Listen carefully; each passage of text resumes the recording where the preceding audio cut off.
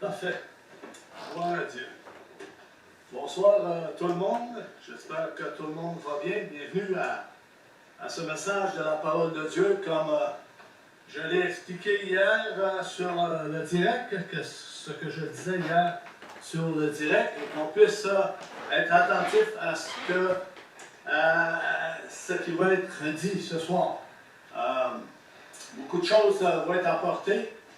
Beaucoup de choses s'est fait depuis des siècles au milieu de l'Église, au milieu de bien des frères et des sœurs.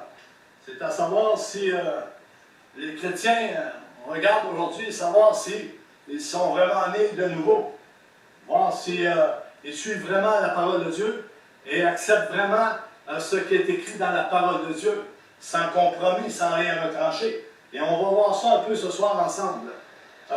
J'ai demandé au Seigneur, Seigneur, de t'amener sur ce que tu as placé sur mon cœur pour l'Église, pour moi-même également, pour chacun d'entre nous, car il y a quelque chose qui ne fonctionne pas dans cette génération-là, dans ces temps que nous vivons. Il y a quelque chose qui n'est pas formel à la parole de Dieu, au milieu de bien des assemblées. Et on va regarder ça ce soir par des versets, des chapitres et ce que le Saint-Esprit va nous conduire, la manière qu'il va nous conduire. On commence, comme je le disais sur le direct hier, nous passons à une rétrospection. C'est une action de regarder en arrière, de se reporter dans le passé. Non pas notre passé, mais bien dans le passé, mais bien dans le passé qui touche l'enseignement de la parole de Dieu. Comment on l'a reçu, comment on voit les choses.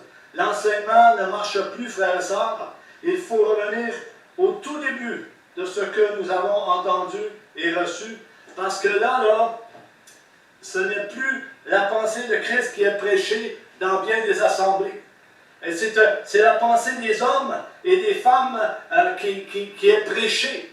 Qui donnent leur direction, leur opinion, tout en changeant quelques mots de la parole de Dieu pour se satisfaire. Et on se demande aujourd'hui comment se fait-il que l'Église est comme ça? Comment se fait-il qu'il y a des responsables qui ne voient pas cela? On va voir ça ce soir. On va voir ça. Alors, commençons dans l'évangile de Matthieu 3, 11, 12. Jean-Baptiste prêchait la repentance. Il prêchait le baptême d'eau. Là, il va donner la direction en disant que Jésus, lui, lorsqu'il sera venu, il vous baptisera du Saint-Esprit et de feu. Le point qui est très important, c'est, oui, il va baptiser du Saint-Esprit. Mais le point que je regarde dans ce passage, au verset 12 de Matthieu 3, il dit, il a son vent à la main, il nettoiera son air, il amassera son blé dans le grenier, mais il brûlera la paille dans un feu qui ne s'éteint point. Et Jésus est venu pour baptiser du Saint-Esprit. Et lorsqu'il dit « et de feu », nous savons que le feu représente également la présence de Dieu. Je l'ai expliqué dans un passage, ça ne fait pas longtemps. Et le feu représente un jugement également. Si nous regardons exactement ce qui est dit là, le feu, lui, il bâtira du Saint-Esprit et de feu. Et par la suite, tout de suite après le verset 11, il dit, il a son vent à la main, il va nettoyer son air, il brûlera la paille dans un feu qui s'éteint éternellement, qui ne s'éteint point éternellement. Il parle d'un jugement. Il parle de ce feu, de ce jugement. Mais plusieurs ont pris ce feu en disant que nous sommes baptisés du Saint-Esprit et de feu. Et le feu. Non, c'est pas ce feu-là qu'on veut, frères et sœurs. C'est comme un avertissement que Dieu nous donne ce soir. Il faut faire attention de ce qu'on peut apporter, ce qu'on peut comprendre de la parole de Dieu. Non, c'est complètement faux ce passage. Ce passage est très mal expliqué depuis des centaines d'années dans le pentecôtisme. Tout comme d'autres dénominations. En passant, les dénominations, ça n'existe pas dans le ciel. Et les hommes se sont donnés des titres comme dénomination. Et dans le ciel, il n'y en aura pas de tout ça. Il y a quelque chose qui ne fonctionne pas avec l'Évangile aujourd'hui, frères et sœurs. Avec les chrétiens et responsables aujourd'hui, plusieurs ont pris une autre direction. Ils ont pris une autre direction. Que dit la parole de Dieu?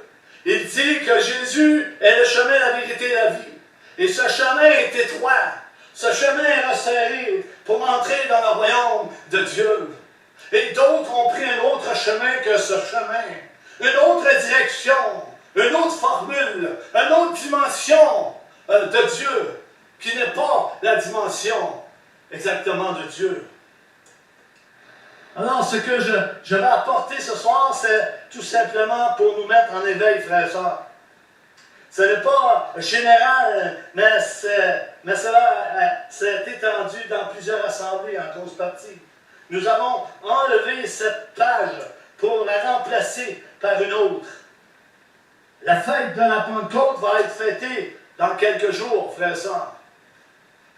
Et ils parleront du Saint-Esprit et de feu. Ils mettront l'emphase sur ce feu. Mais ce feu sur lequel ils mettent l'emphase, c'est un feu brûlant, c'est un feu de jugement.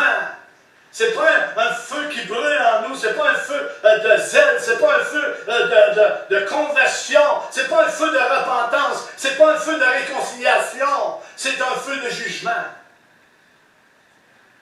Il est vrai, dans les actes des apôtres, on voit que Dieu se présente, et il fait sa présente, il présente sa venue dans les actes des apôtres, lorsqu'ils sont dans la chambre haute. Des langues de feu descendent, semblables à des langues de feu. C'est symbolique. C'est pas réellement du feu. C'est un signe symbolique de dire que la présence de Dieu est là, est présente. Et ils sont remplis du Saint-Esprit. Remplis du Saint-Esprit. Et non de feu. Remplis du Saint-Esprit. Parce que ça ne dit pas dans le texte des Actes des Apôtres. Alléluia. Il y a des choses qu'il faut regarder très sérieusement, frères et sœurs. Alors, nous avons enlevé cette page. Et ils ont remplacé cette page dans la fête par une autre page. Et la fête de la Pentecôte va être célébrée dans quelques jours. Le Saint-Esprit, comme cela nous est montré dans les Actes des Apôtres. Alors, on poursuit avec Jean-Baptiste a prêché la repentance. Jean-Baptiste a prêché la repentance.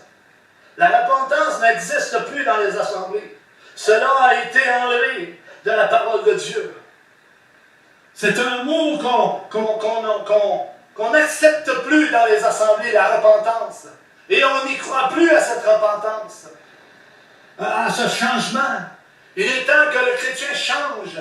Il est temps que le chrétien se prosterne devant Dieu. Il est temps que le chrétien réalise quelle marche, dans quelle marche il est présentement. Regardez comme faux ce que la parole de Dieu dit, frères et sœurs. Et beaucoup ne lisent pas la parole de Dieu. Ils n'étudient pas la parole de Dieu. Et ils veulent enseigner les autres.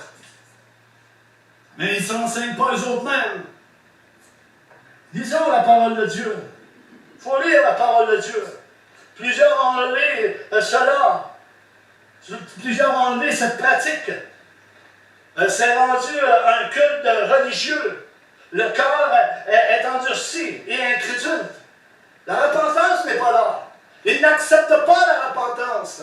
Ceux qui n'acceptent pas la repentance, c'est de la rébellion. C'est un manque de consécration. C'est un manque de maturité.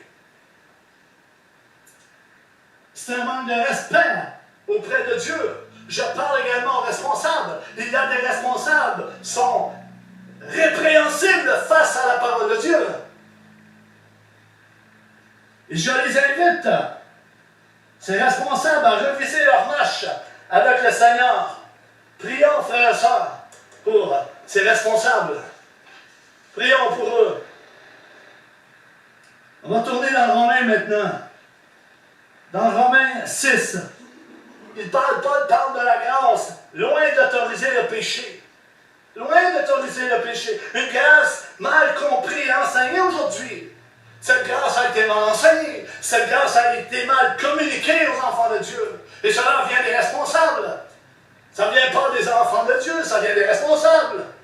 Ceux qui se sont placés comme pasteurs, ou apôtres, ou prophètes, etc. En pensant suivre, comme je le disais dans le direct, suivre des cours bibliques, et en pensant d'être appelé pasteur ou apôtre ou prophète. Non, ces appels sont des appels divins de Dieu, qui est placé dans le cœur, dans la conscience, dans l'âme de la personne. Et il sait ce qu'il a reçu.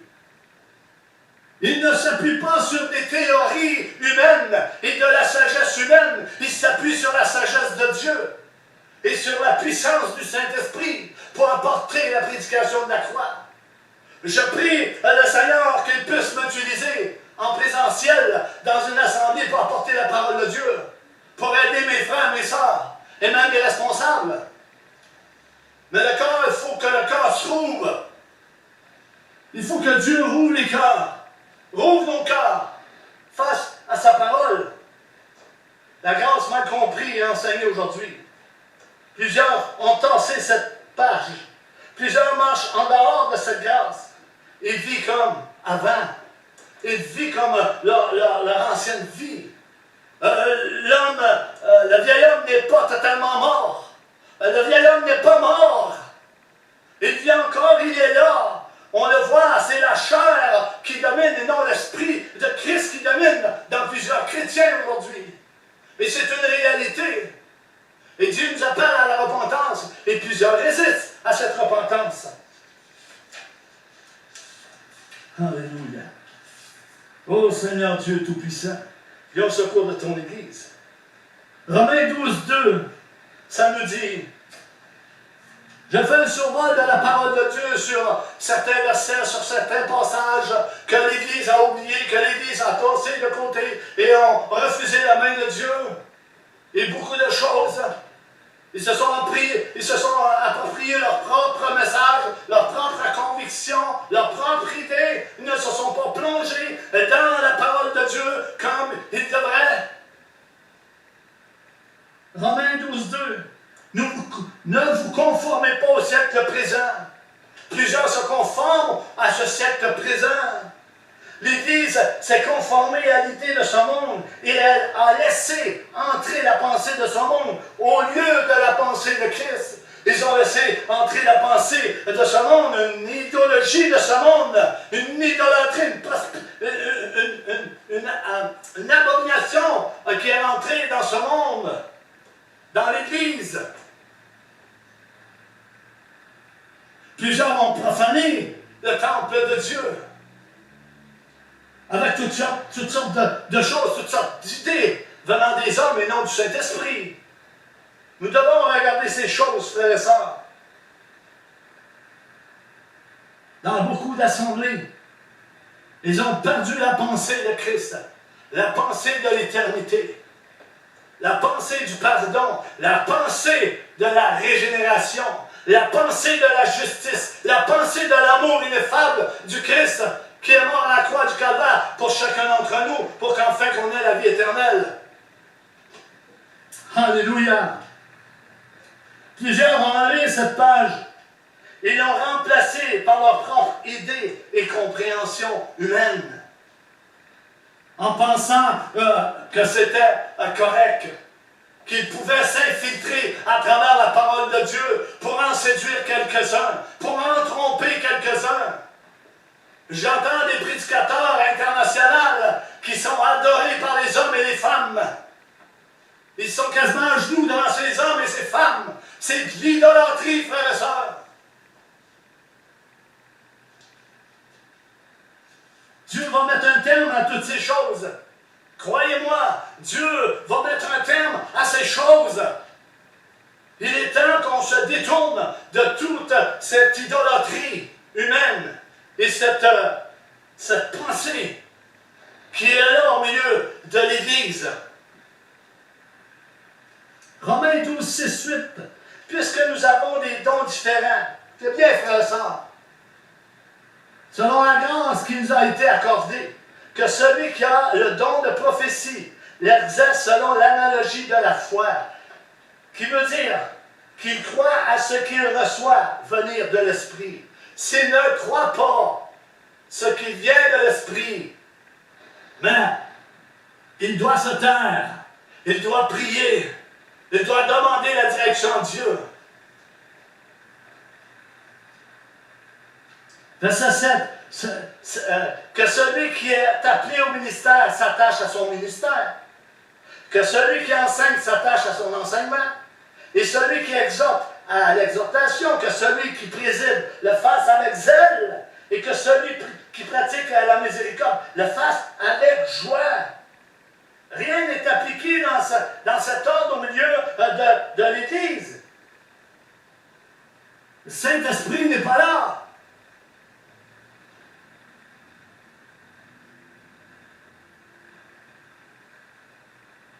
Ils ont tassé cette page. Et on voit que Paul rémunère plusieurs ministères, plusieurs ordres dans l'Église. Et ces ordres ne sont pas suivis. On fait ce qu'on veut. Mais malheureusement, c'est pas comme ça marche, frère et sœur, la parole de Dieu. Il faut suivre ce que Dieu a prescrit et a dit à chacun d'entre nous. Romains 13. Soumission aux autorités, mal compris et mal expliqué. Plusieurs ont torsé cette page aussi parce que ça ne faisait pas leur affaire. Le gouvernement. Qui aime le gouvernement? Qui aime payer les impôts? Pas grand monde, frères et sœurs. Beaucoup sont rebelles au gouvernement qui a été établi et institué par Dieu, premièrement. Dieu a placé toutes choses dans ce monde. Il est le Dieu Tout-Puissant. Il connaît toutes choses. Et toute chose lui appartient. Tout lui est assujetti, frères et sœurs. 1 Corinthiens 3, 11. Le fondement de l'Église. Parlons-en du fondement de l'Église. Comment a été fondée l'Église? Plusieurs ont posé d'autres fondements. Paul dit car personne ne peut poser un autre fondement que celui qui a été posé, savoir Jésus-Christ. Plusieurs ne sont plus sur ce fondement. Sur le fondement, la pierre angulaire qui est Christ. Plusieurs ont tassé ce fondement pour se positionner sur leur fondement et non le fondement de Christ qui a été donné, qui a été établi par Dieu. Plusieurs se sont fait entraîner sur d'autres fondations, par ruse et séduction, par des paroles flatteuses et des messages erronés ici et là. Et on accepte ces messages, on accepte ces paroles avec joie. On accepte cela. Venez avec moi dans Corinthiens 5, 12, 13. Qu'ai-je en effet de juger ceux du dehors? Plusieurs vont juger ceux du dehors. Que dit Paul dans ce passage? Il pose une question. Qu'est-ce à juger en effet ceux du dehors? N'est-ce pas ceux du dedans que vous avez à juger? 13. Ceux du dehors, Dieu s'en occupe. Passage mal compris et pas appliqué au sein de l'Église. Nous tassons tout ça. Ils ont tassé tout ça. Les chrétiens sont prêts à juger ceux du dehors. Ils ne discernent même pas ce qui se passe au-dedans. Ils ne discernent pas ce qui se passe au-dedans. Et s'ils ne discernent pas ce qui se passe au-dedans, ils ne peuvent pas juger qu'est-ce qui se passe au-dedans. Parce qu'ils ne voient pas ce qui se passe au-dedans. Et nous voyons ces choses au milieu de cette Église aujourd'hui. 1 Corinthiens 6, 18, 20. L'impudicité, relation avant un mariage, qui veut dire la fornication, n'est plus avisé, n'est plus prêché et enseigné dans la grande majorité des églises. Cela n'est plus prêché, cela n'est plus apporté, frères et sœurs. On laisse aller, on est passif, on est correct, on est confortable. On est des chrétiens matures, on est des chrétiens nés de nouveau. Mais les chrétiens, laisse-moi vous dire que les chrétiens nés de nouveau ne laisseront pas passer ces choses.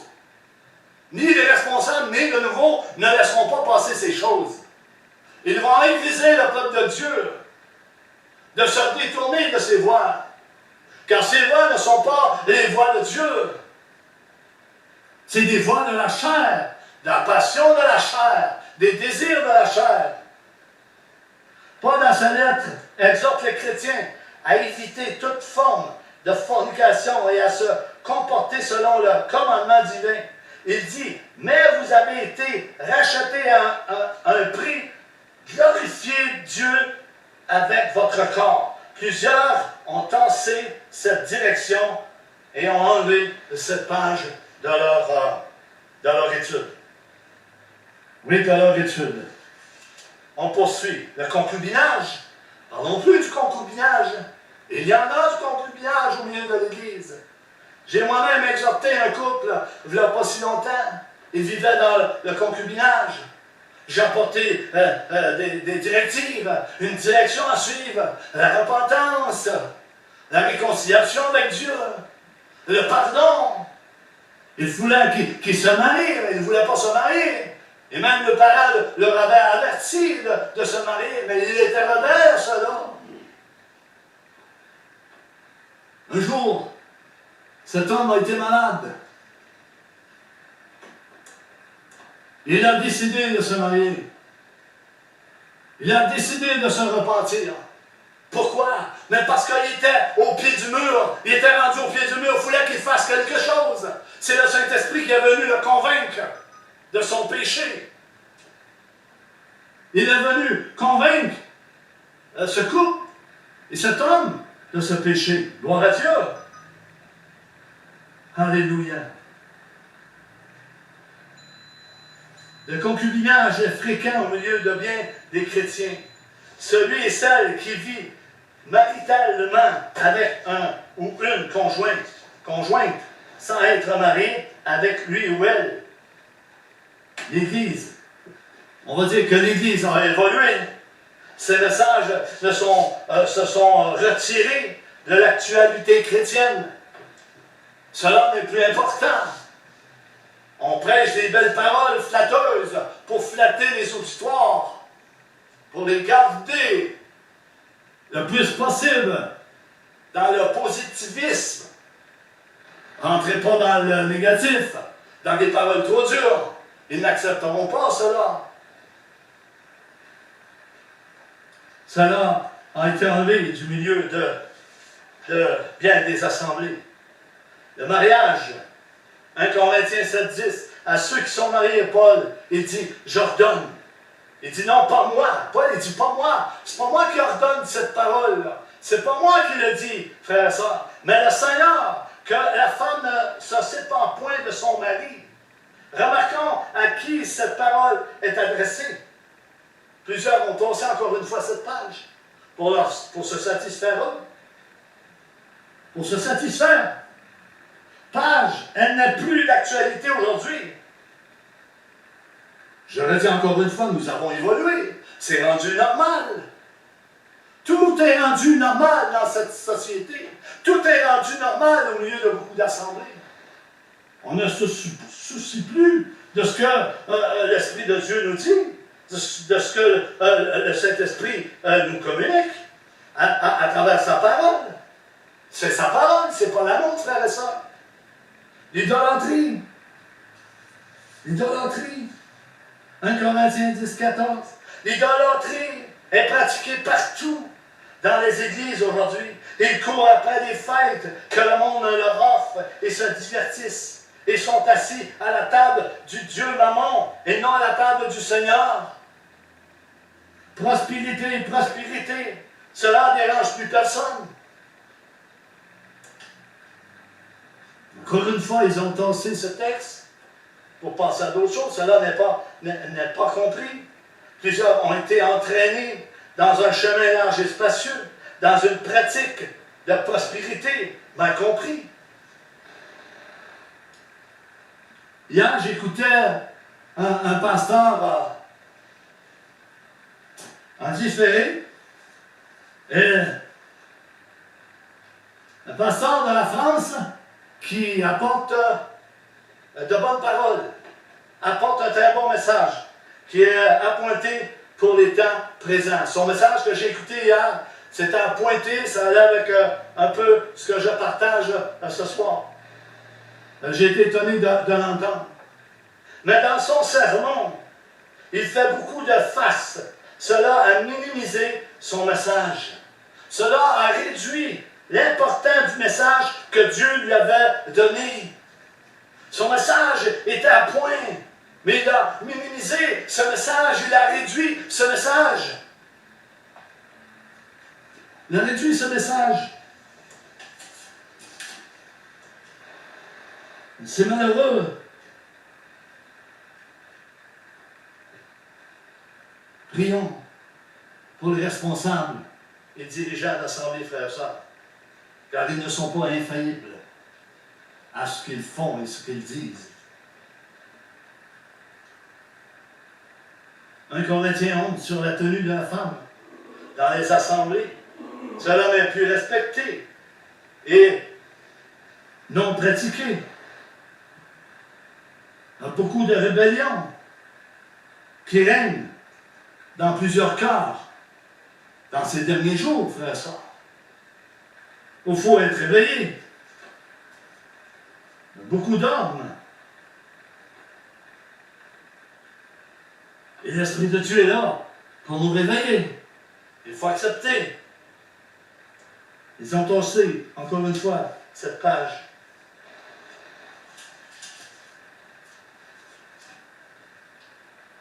« 1 Corinthiens 11, 29, 30. C'est le discernement. Discerner le corps de Christ. Cela n'est pas expliqué et enseigné correctement. C'est pourquoi il y a beaucoup de malades. Paul affirme. Pourquoi il dit qu'il y a beaucoup de malades. Et beaucoup sont morts sans avoir compris le sens de cette parole. Ils ont tassé encore ces Écritures. On s'en soucie peu aujourd'hui. Pourvu que la salle est pleine à craquer, cela leur suffit. Mais ça ne suffit pas, frères et sœurs. Si j'apporte ces choses ce soir, c'est pour votre bien, c'est pour mon bien. C'est pour qu'on grandisse, pas qu'on recule. Les plusieurs ont reculé. Que dit le maître? Que celui qui retourne en arrière, son âme ne prend pas plaisir à lui. Il ne prend pas plaisir à lui.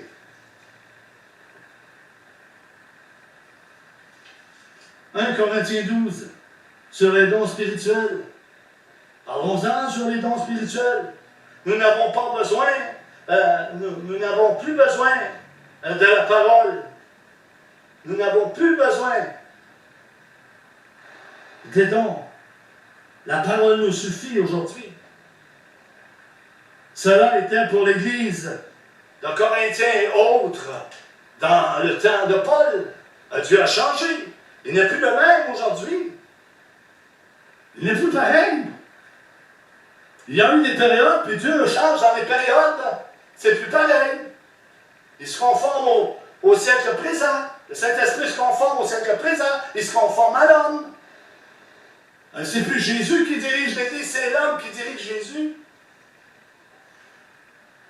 Et c'est très sérieux, frères et sœurs. C'est une réalité, c'est très sérieux. Il faut y prendre en garde et attention. Attention. Ils n'ont pas compris que les dons font partie de l'ensemble de la parole de Dieu pour bâtir l'Église. Pour la survie des âmes. J'invite ceux qui enseignent à considérer la parole de Dieu pour la survie des âmes, pour ta propre survie.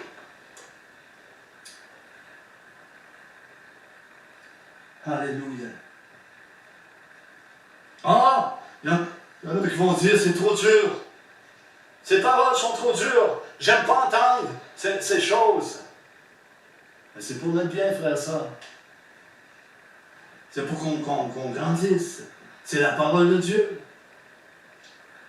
C'est pas moi qui le dis, c'est la parole de Dieu qui l'affirme. Alléluia. Nous poursuivons. Corinthiens 12, 27, 28. Établissement de Dieu dans l'Église. Ce que Dieu a établi dans l'Église. Encore une fois, ces choses, on les a enlevées.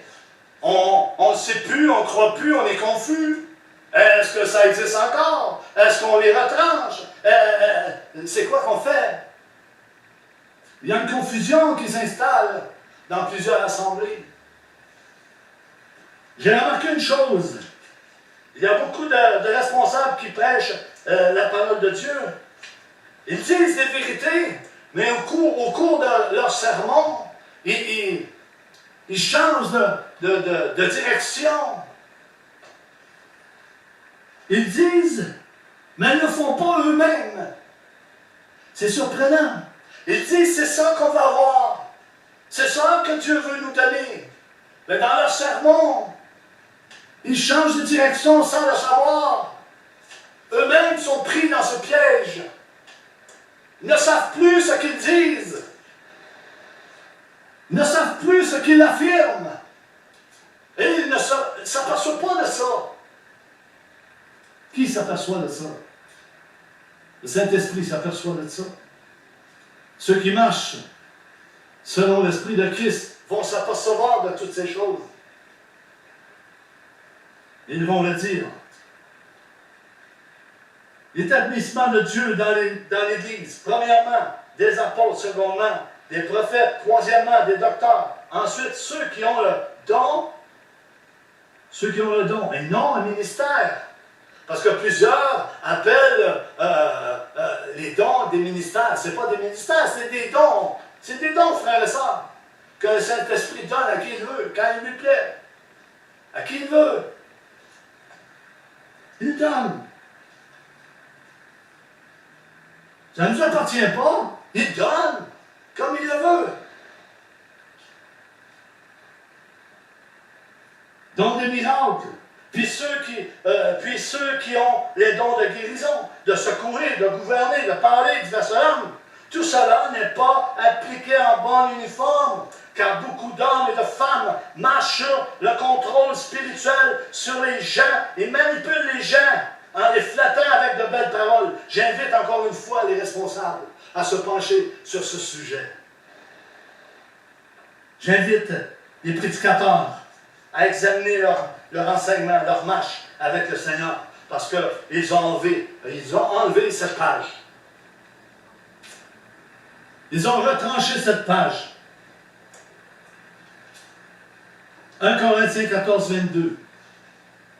Tout ce qui est dit ce soir, frères et sœurs, c'est pour notre bien à chacun d'entre nous. Dieu nous aime tellement qu'il va tout faire pour amener ceux qui se sont égarés, et même ceux qui sont dans les griffes de Satan. Il va tout faire son possible pour aller les chercher. C'est un Dieu miséricordieux.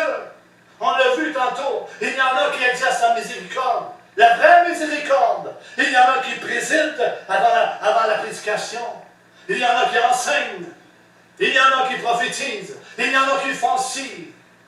Et cela, sous la direction du Saint-Esprit, non sous la direction des hommes charnels qu'on voit aujourd'hui. 1 Corinthiens 14, 22. Les langues sont un signe non pour les croyants. Les langues sont un signe non pour les croyants, mais pour les non-croyants. La prophétie, au contraire, est un signe non pour les non-croyants, mais pour les croyants. Cela n'est pas enseigné correctement, encore une fois, et ne s'applique plus dans nos églises aujourd'hui. Je ne vais pas en profondeur, je fais juste des survols de certains passages, frères et sœurs. Mais ça va beaucoup plus loin que cela. Ça serait trop long, comme je l'ai dit dans le direct, apporter tout ce qui est mentionné ce soir. Ce sont des signes du Saint-Esprit, puisque c'est lui qui les donne. Plusieurs disent, nous voulons voir la gloire de Dieu. Mais cela fait partie de la gloire de Dieu, frères et sœurs. Les dons font partie de la gloire de Dieu. Et quand est-ce qu'on va se réveiller? Quand est-ce que l'Église va se réveiller? Quand est-ce que les responsables vont se secouer un peu? Quand est-ce qu'ils vont mettre leur armure pour conduire le peuple de Dieu dans ce chemin étroit et resserré qui mène à la vie éternelle? Jésus a dit, j'ai souffert, vous allez souffrir. Si j'ai été persécuté, vous serez persécutés. Si j'ai été outragé, vous serez outragés. On vous crachera au visage. On vous livrera en prison. Croyez-vous que c'est une réalité? Oh, alléluia. 1 Corinthiens 14, 33-37, on continue dans ce passage qui est très important. Comment se comporter dans les églises des saints? Car Dieu n'est pas un Dieu de désordre, mais de paix. Un manque de compréhension qui est là au milieu de bien des églises aujourd'hui. Écoutons bien, frères et sœurs. Et cela va donner un choc terrible à certains auditeurs, auditrices qui regardent cette vidéo ce soir. Mais c'est une réalité, c'est un commandement du Seigneur. Encore une fois, il y a un manque de compréhension de la parole de Dieu. Que les femmes se taisent dans les assemblées, car il ne leur est pas permis d'y parler, mais qu'elles soient soumises selon ce que dit aussi la loi. Dieu n'empêche pas la femme de parler.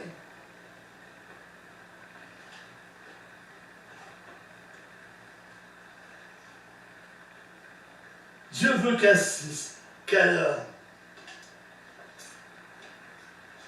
se soucie de son mari, de ses enfants.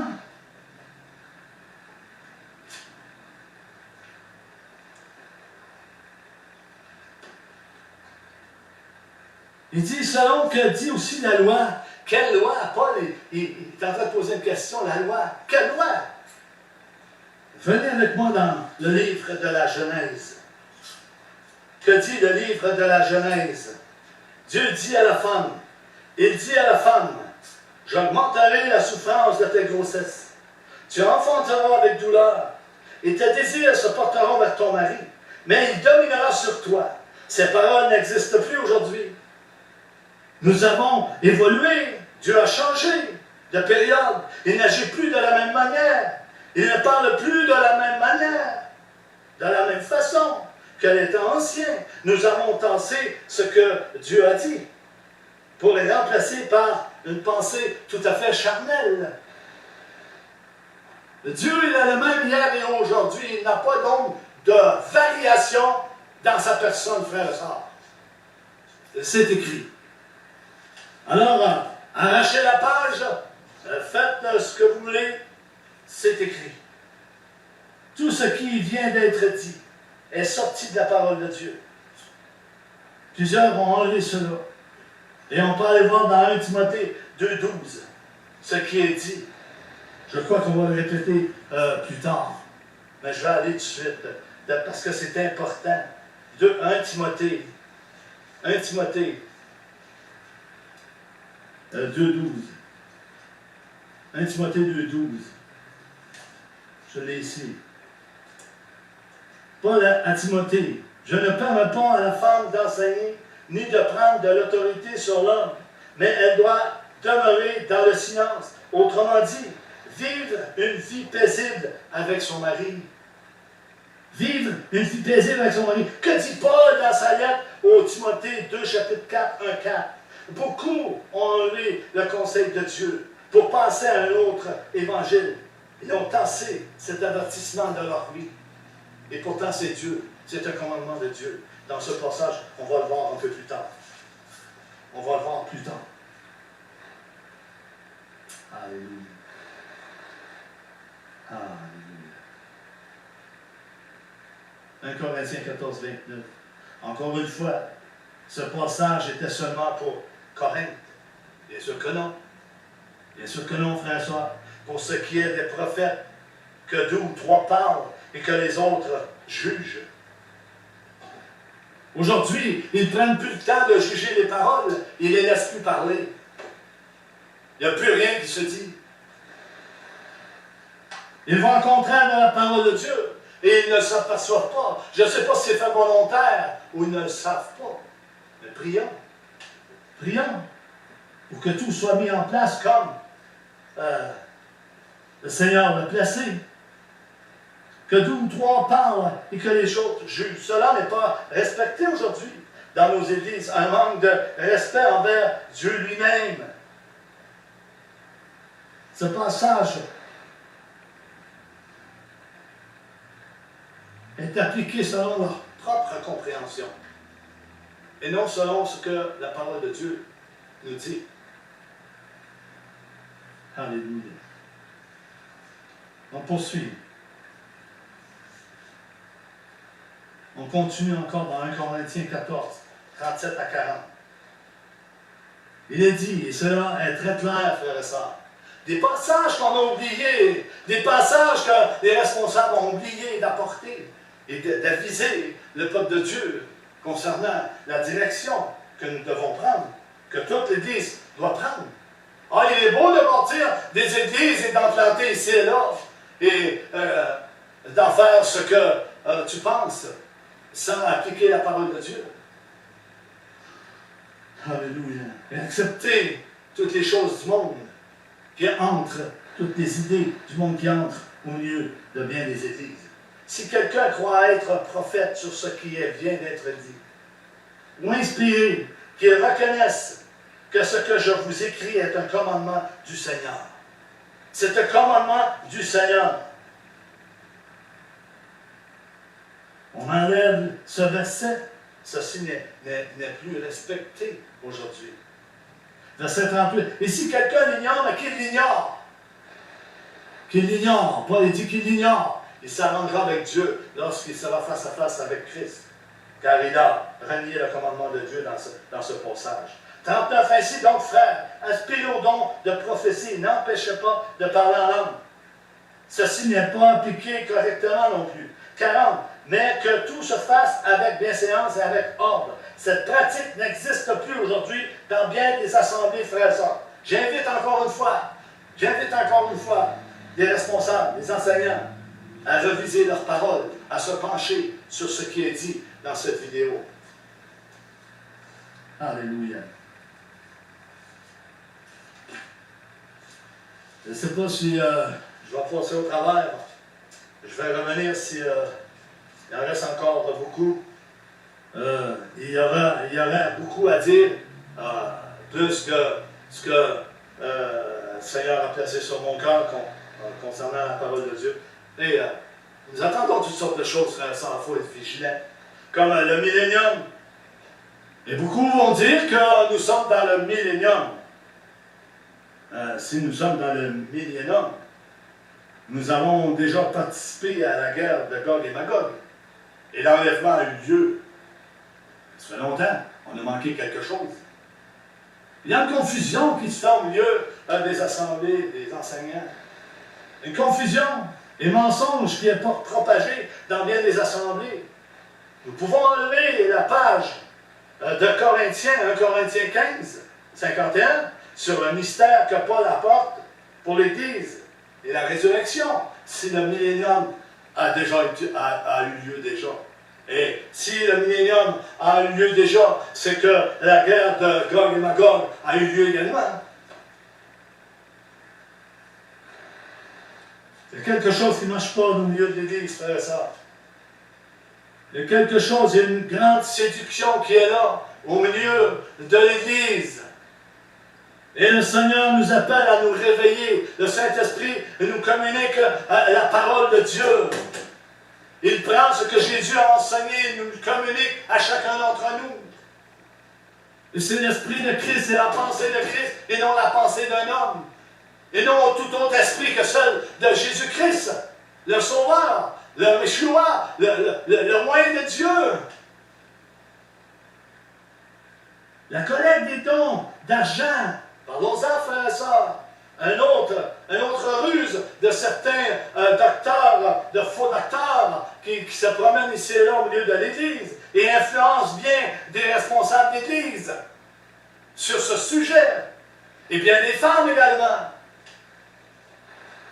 1 Corinthiens 16, 1 plus. Pour ce qui concerne la collecte en faveur des saints, agissez vous aussi comme je l'ai ordonné aux églises de Galatie. Alors on dit, cela a été ordonné seulement aux églises de Galatie. On ne peut pas pratiquer cela aujourd'hui. Attendez. Que chacun de vous, le premier jour de la semaine, mette à part chez lui ce qu'il pourra selon sa prospérité, afin qu'on n'attende pas mon arrivée pour recueillir les dons. Bien aujourd'hui, ce n'est plus ça que l'Église, ce n'est plus ça l'Église. L'Église a passé à une autre chose, à une idolâtrie de prospérité, de cupidité, en ne suivant pas la grâce de Dieu, mais la loi ancienne. Tout est fait autrement. Ce passage n'est plus bon. L'ancienne est meilleure. Elle rapporte beaucoup plus. Et il mélange l'Ancien Testament avec la grâce de Dieu. Ils se sont appropriés les deux alliances pour pouvoir fonctionner. Nous marchons sur la dispensation de la grâce, frères et sœurs. Et c'est grave si on va contre la grâce et si on ne comprend pas la grâce. Lisez le livre des Hébreux, ce que dit le livre des Hébreux. Et je dis encore, le caractère des Écritures que je vois et que je lis a un caractère semblable à celui de l'apôtre Paul. Ça ne dit pas, personne ne le sait, mais ça me dit cela. Alléluia. Gloire à Dieu. On va aller dans... voici un passage que plusieurs s'est approprié pour dire que la femme peut être pasteur et dirigeante d'église et elle peut enseigner. Galates 3, 26, 29. Écoutons bien, frères et sœurs, qu'on puisse ouvrir nos cœurs à ce que la parole de Dieu nous dit. Ceci nous dit que nous avons tous revêtu Christ. C'est pourquoi il est dit, il n'y a plus ni juif, ni grec, il n'y a plus ni esclave, ni libre, il n'y a plus ni homme, ni femme, car tous vous êtes un en Christ, Jésus-Christ. Et cela par la foi, au salut. Ils ont tous revêtu Christ. On parle du salut. On ne parle pas de ministère. On ne parle pas de fonction. On ne parle pas de don. On parle du seul don, le don du Saint-Esprit. On ne parle pas du ministère, d'un ministère quelconque. Mal compris, et gros compromis au milieu de bien des assemblées. Ils ont enlevé cette page à leur propre profit à eux. La vérité. Écoutez bien, la vérité. Plusieurs sont offusqués de la vérité. Plusieurs sont offensés de la vérité. Mais si la vérité vous offense, quelle offense? Quelle offense? Galates 5, 7. Paul dit, vous courriez bien. Qui vous a arrêté pour vous empêcher d'obéir à la vérité? Qui vous a empêché d'obéir à la vérité? Nous pouvons nous poser la question, frères et sœurs, sur l'empêchement d'obéir à Dieu. Cela ne vient pas seulement du diable, mais des hommes mal intentionnés qui existent dans cette génération. Cela n'est plus important aujourd'hui. On retranche cette page encore une fois. On l'enlève, on n'a plus besoin. On a pensé à d'autres choses. Galates 5,13, ça nous dit, frère, vous avez été appelés à la liberté seulement. Ne faites pas de cette liberté un prétexte de vivre selon la chair, mais rendez-vous par la charité serviteurs les uns des autres. Un prétexte de vivre selon la chair. Autre passage qui dit dans 2 Corinthiens 3, 17, le Seigneur, c'est l'Esprit. Et là où il y a l'Esprit du Seigneur, il y a la liberté. Une liberté spirituelle et non une liberté charnelle qui est là dans bien des assemblées aujourd'hui. Dans bien des assemblées aujourd'hui. Je sais, plusieurs n'aimeront pas ce message, mais c'est la vérité. Je leur ai dit, si la vérité vous offense, mais qu'elle vous offense, cela peut-être vous apportera à la repentance et à la réconciliation avec Dieu, avec sa parole. Pour plusieurs. Dieu nous aime. Dieu veut notre bien. Cela n'est plus de mise aujourd'hui. C'est rendu, c'est moi. C'est moi le responsable, c'est moi le responsable. C'est moi le dirigeant, c'est moi le pasteur. Moi je connais tout, moi je sais tout. J'étais à l'école biblique. Je n'ai pas besoin que personne me reprenne. Et je n'ai pas besoin que personne m'enseigne quoi que ce soit. Sachez ceci, responsable. Vous êtes vulnérable si vous pensez, vous avez une pensée comme ça. Vous êtes vulnérable à vous faire séduire par l'ennemi de vos âmes. Oui, vous êtes vulnérable si votre pensée est selon cette direction. Galates 5,17. La chair opposée à l'esprit, afin que vous ne fassiez point ce que vous voudriez. Cette parole n'est plus bonne avec la nouvelle grâce que bien des assemblées se sont appropriées. Une grâce qui nous permet de tout faire. Bien sûr que oui. C'est une grâce qui nous permet de tout faire. Ça, ce n'est pas à marcher selon l'esprit, frère et sœur. On enlève la page. C'est plus bon.